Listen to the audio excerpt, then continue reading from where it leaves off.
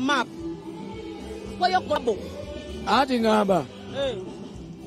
ani zisagara mukwano kutawanya bano mukwano gwange baba mukwano ko wali omulowooza akongoli eyo muleka ye buli lunaku mbadde busy he's just a friend mbadde busy abadangamba chi simuga bisikatira simanyi ogize ngamba mbadde busy abadangamba chi obadde obadde busy mu motoka yange ate mmoloka sina yange kati lwaki badde mu yange go wampisi akuti akafona nyinga alingiza oba wali wajja tayagala kulaawa dde omuntu wa ninana n'abantu bagambe nakusigala mu kiki akati gwe olabaye omanyi tewali kintu kya bulabe nga okusaba musiru magezi kintu kya bulabe nnyo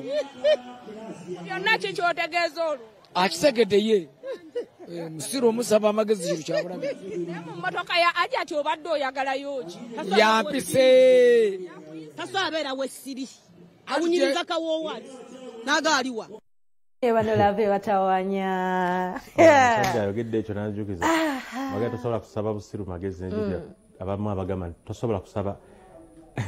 yeekuteera oba something like yeekuteera ng'asaba oluwanga obulamu tiddo ekyalutta kyali ki naye ffe abakatuliki tusaba oluwanga obulamu tusaba mukama waffe yesu kristu st joseph n'abalala st joseph ati obulamu st john paul II papa tubasaba kubanga abafu tebafa spirits zigenda mu ggulu kantangaza ku kintu abantu kye bagamba lwo n'akimbuuziza essaawa eno nti naye oyo Stesha yazaala omwana wa Sekyewa Charles yazaala Stesha Mayanja omwana kati omwana oli omukulu omwana omukulu si wa Sekyewa tazaalako mu Stesha abantu abazaala mu Stesha bali basatu Abbas Mubiru eyali booli gwe nagaa nti yanoba nampaabira ate nga kituufu Fred Kitaka eyali bba eyamunona eri ne omusajja bamuyita Medi oyo mwana wa Sekyewa gwe mulowooza nti wa Sekyewa wa Medi essaawa eno ayinza oba avuga booda naye yatega ekibatu